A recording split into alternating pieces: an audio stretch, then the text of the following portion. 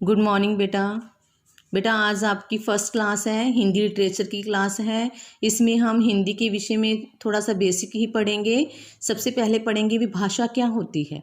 भाषा क्या है? भावों तथा विचारों के आदान प्रदान का साधन है। विभाषा के द्वारा हम क्या करते हैं, जो हमारे जो भाव हैं, विचार हैं, उनको दूसरे के सामने प्रकट करते हैं और दूसरों के विचारों को, भावों को समझते हैं। ठीक है, इसलिए क्या हुआ, ये है आदान प्रदान का साधन हुआ।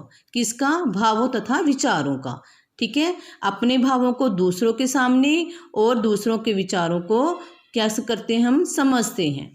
ठीक है, भाषा के द्वारा ही हम क्या करते हैं, सोचते हैं, समझते हैं, बोलते हैं, सुनते हैं, पढ़ते हैं, लिखते हैं। ये सब कार्य किसके द्वारा करते हैं? भाषा के द्वारा।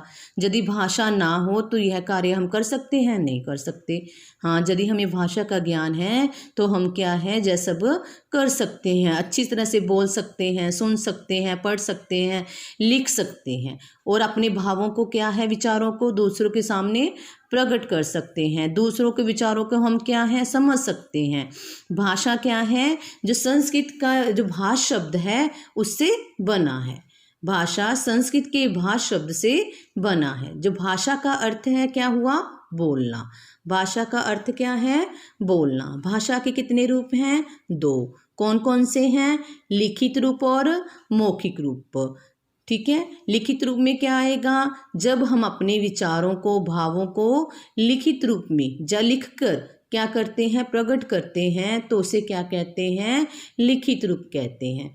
ठीक है, मौखिक रूप में, मौखिक रूप जब हम अपने भावों तथा विचारों को बोलकर दूसरों के सामने प्रकट करते हैं। ठीक है, तो उसे क्या कहते हैं? मौखिक। मौखिक मतलब बोलकर, लिखित मतलब लिखकर। ठीक है, उसके बाद बेटा व्याकरण। व्याकरण क्या है? व्याकरण क्या? वह शास्त्र है जिसके द्वारा हम शुद्ध रूप से पढ़ना, लिखना, बोलना सीखते हैं, है ना। व्याकरण के द्वारा ही हम क्या करते हैं, शुद्ध रूप में पढ़ सकते हैं, लिख सकते हैं, बोल सकते हैं, समझ सकते हैं। यह क्या है? व्याकरण की परिभाषा है। व्याकरण के कितने अंग हैं और भेद हैं?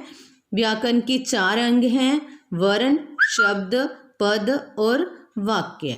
जो वर्ण है, ठीक है, वह भाषा की क्या है? सबसे छोटी इकाई है। इसे क्या कहते हैं? ध्वनि भी कहते हैं।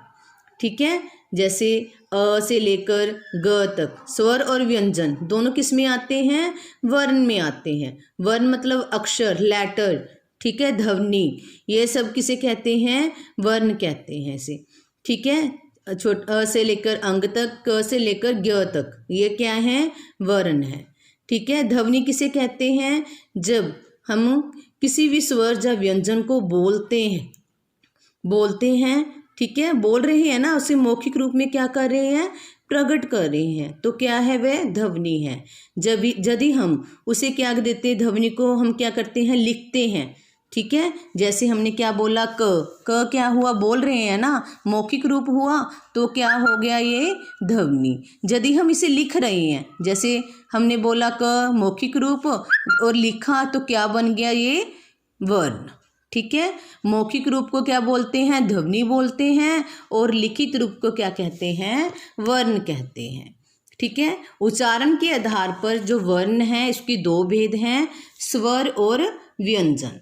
ठीक है, जब उच्चारते हैं, है ना, वर्णों का क्या करते हैं? उच्चारण करते हैं, तो उसके कितने भेद हैं? 2 हैं, स्वर और व्यंजन। आपने क्या है, स्टार्टिंग की जो कक्षा होती है ना, केजी में, है ना, स्वर और व्यंजन आपने पढ़ा होगा ना।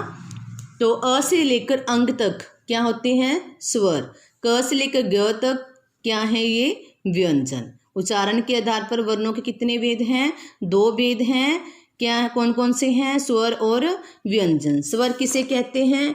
जिन वर्णों का उच्चारण करते समय हवा मुख विवर्त से बिना किसी रुकावट या स्वतंत्र रूप से बाहर निकलती है, उसे स्वर कहते हैं। मतलब क्या है? जब हम स्वरों को बोलते हैं, बोलते समय, ठीक है, जब बोलते हैं तो बिना किसी रुकावट से, किसी भी स्वर तंत्री से टकराए बिना बेरोक बाहर निकलती है। किसी भी अंग को छूती नहीं है, ठीक है, उसे क्या कहते हैं? स्वर कहते हैं, ठीक है। व्यंजन किसे कहते हैं? जो मतलब व्यंजन होते हैं वह क्या है? स्वरों की सहायता से बोले जाते हैं। मतलब क्या है? जैसे हमने क लिखा है ना, क लिखने से पहले मतलब इसमें अ क्या होता है? शामिल होता है, ठीक है। अ क्या होता है? शामिल होता है।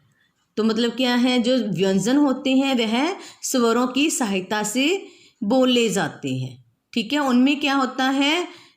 स्वर शामिल होता है। जैसे क लिखते हैं, जैसे क प्लस अ, ठीक है। ख लिखोगे आप तो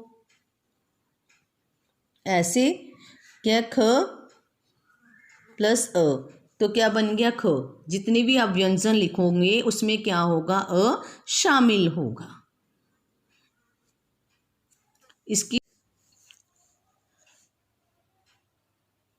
शब्द वर्णों का ऐसा समूह जिसका कोई निश्चित अर्थ हो उसे शब्द कहते हैं, ठीक है।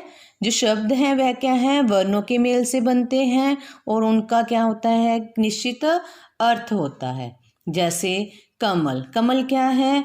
3 वर्णों के मेल से बना है, तो इसका एक निश्चित अर्थ भी है, तो क्या है? ये शब्द है।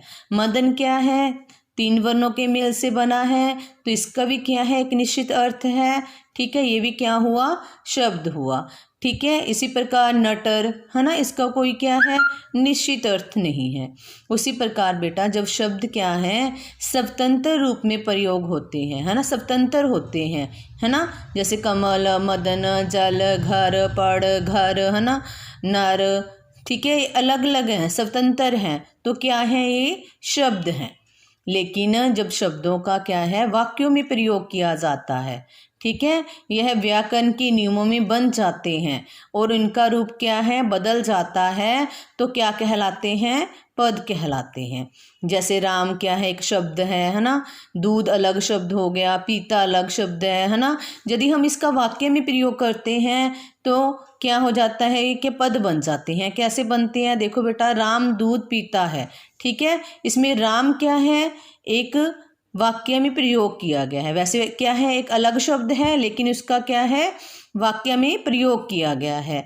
तो हम इसमें बताएंगे राम क्या है? कौन सी संज्ञा है? व्यक्तिवाचक संज्ञा, ठीक है। किसके स्थान पर प्रयुक्त हुआ है? जैसे राम क्या हुआ? कर्ता, दूध कर्म, पीता है क्रिया, है ना। तो राम क्या हुआ? कर्ता, ठीक है। इसी प्रकार ये बताना है ये एक वचन है या बहुवचन है ना। कौन सा वचन है? जैसे राम दूध पीता है। जब इस मतलब क्या है? वाक्य को पढ़ते हैं तो हमें पता चलता है कि एक व्यक्ति के बारे में, है ना। राम क्या है? एक पर्सन है ना, एक व्यक्ति है। एक व्यक्ति के बारे में बात की जाए तो क्या होता है? एक वचन, ठीक है। तो राम क्या हुआ? एक वचन हुआ, ठीक है। उसी प्रकार ये भी बताना है लिंग है कि पुल्लिंग है। जैसे राम दूध पीता है, राम क्या है? पीता है ना। हमें पता चल रहा है कि कौन सा लिंग है? ये पुल्लिंग है, ठीक है। इसी प्रकार जैसे हमने राम का मतलब क्या किया? पद परिचय किया। उसी प्रकार दूध का पीता है ना, इसका भी पद परिचय कर सकते हैं। यह क्या हो गए?